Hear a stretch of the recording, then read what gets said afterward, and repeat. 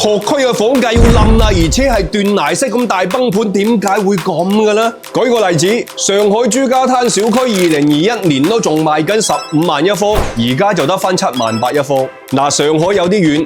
講下就近嘅深圳呢，深圳八卦嶺嘅一個小區，今年樓價係跌破咗每平方4萬，而喺3年前同一小區嘅同戶人係賣開14萬一方嘅陰公。除咗北上廣深呢啲傳統嘅一線城市之外，人稱孟母小區嘅杭州文鼎苑樓價亦都從巔峰時期嘅12萬一方狂跌至舊年嘅4萬8一方。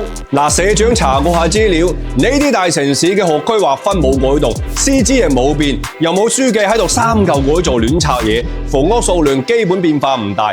換句話嚟講，唯一嘅變數就係啲細蚊仔少咗好多。同各位社員科普一下，所謂嘅學區房係指位於特定學校招生範圍內嘅房產。購買呢類房產嘅家庭，佢哋嘅子女喺義務教育階段係可以根據相關嘅政策，免試就近入讀對應嘅學校。由於優質嘅學校都集中喺某啲特定嘅區域，望子成龍、望女成鳳嘅父母就爭住要呢啲所謂嘅學區房，導致呢紮區域嘅學區房價格貴到離譜。關鍵係好多呢種樓除咗近學校之外，幾乎一無是處，好多都又舊又殘，冬冷夏熱得嚟，仲要好屈質，俗稱老破小。正所謂風水輪流轉，由於近年嚟大家都勒住唔肯生 BB， 所以入學兒童數量亦都相繼下降。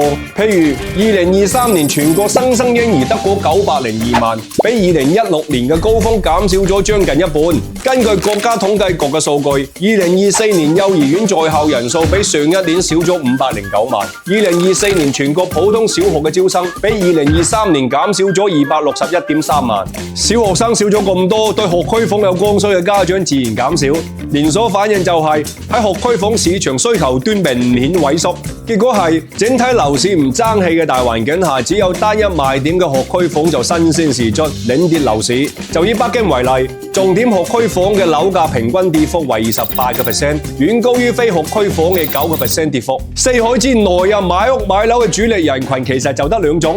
學生家長同埋新婚夫婦。民政嘅數據就顯示，2024年全國淨係登記咗610.6萬對新人，相較於2023年嘅768萬對，減少咗157.4萬對，同比下降咗20.5%，係1980年以嚟嘅歷史低位。喺初婚年齡方面，2023年全國初婚平均年齡係30.1歲，相比2010年推遲咗接近6歲，而30至34歲嘅人群同埋35至39歲嘅人群佔結婚人口比重就持續上升。2020年共青團中央課題組嘅調查數據就顯示，25.1% 嘅年輕人對結婚嘅意向係不確定，8.9% 嘅青年甚至企硬唔結婚。簡單嚟講，34% 嘅青年朋友唔再認為結婚係剛需。哇！當年提倡嘅晚婚晚育終於實現啦，仲升級到不婚不育添。其實都唔使睇咁多數據啦，你問下身邊啲00後，有幾多係真係想結婚嘅？你有冇想過要結婚啫？睇嚟上面都應該好似韓國咁出多啲激勵政策，先至有可能吸引到班後生步入婚姻嘅殿堂同埋產房。如果想了解多啲韓國嘅催生政策，可以睇返社長之前嗰集。關鍵係仲唔快啲生仔嘅話，唔單止樓價，其他相關嘅產業，譬如母嬰、幼兒教育等等，都會危危乎。未來人口老齡化嘅問題仲會越嚟越嚴重添。留個問題俾各位社員，00後唔肯結婚生仔，你哋覺得最大嘅受害者會係邊個呢？如果大家想聽呢類型話題嘅話，可以話我知，社長可以講多幾集。今期先講到呢度，下期見啦！